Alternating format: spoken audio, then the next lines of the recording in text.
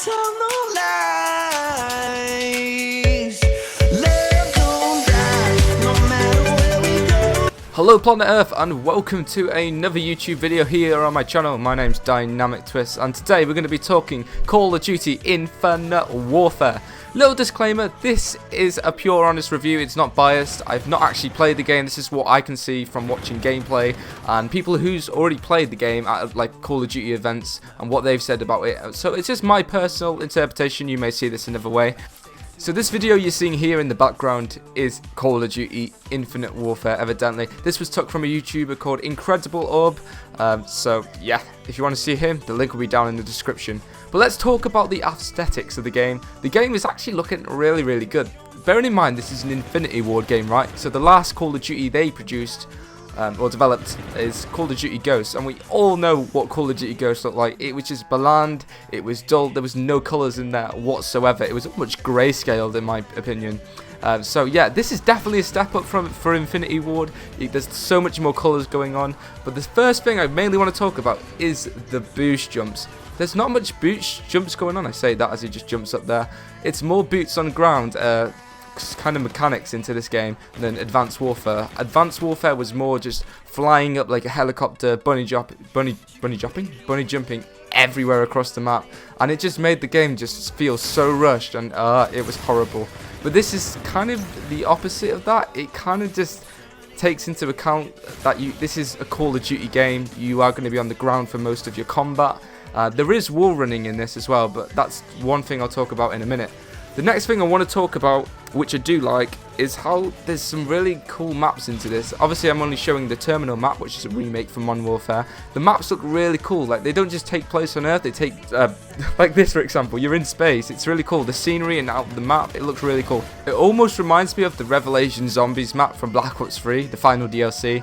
It kind of looks like the Zombies map, because like you got the outside scenery which you could see on the map, because you were sort of like in this sort of space environment, sort of different universe. I think that was sort of giving you a taste of what the Infinite Warfare maps would be like, but not all of them are set in space, so if you don't like the space kind of theme, then they're not all going to be there, because there is some on Earth down maps, so that's something to take into account. Now on to the things I really dislike about the game. Now the first thing that's been talked about widely within the Call of Duty community, which everyone abundantly hates, and that's the fact it's set in the fucking future. Why? Why have you done this? Why is it in the future again? So the last recent Call of Duties we've had has actually been Sledgehammer Games, Advanced Warfare and Black Ops 3 Treyarch, which is still in season obviously. Just coming out of its season, out of its shell now. Obviously we're moving on to Infinite Warfare in just over a month. It just looks like a reskin, I'm not gonna lie. It's just one of those things, like all the guns look the same, they don't really have any, I don't know, it doesn't really appeal to me as much as an older game would.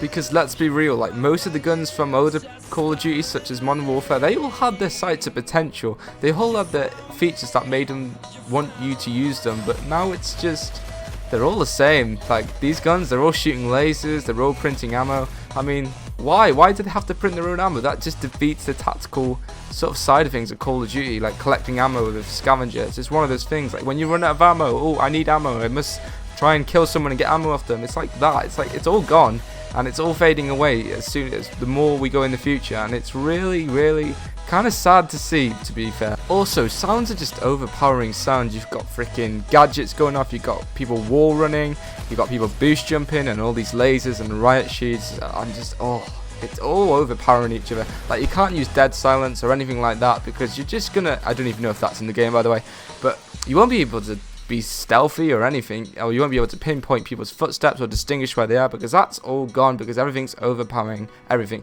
It was like that for Black Ops 3 in a way, but they kind of did it to a way where you could sort of do it, but it just wasn't the same. Same for Advanced Warfare, that it was just too many sounds. Personally, to my game style, I'd rather be stealthy, run around the map and just mow people down with an SMG or an AR with a freaking suppressor. But what's the point of using a suppressor when you can hear your shit going off anyway, right? Especially explosives, you can hear them like a mile away.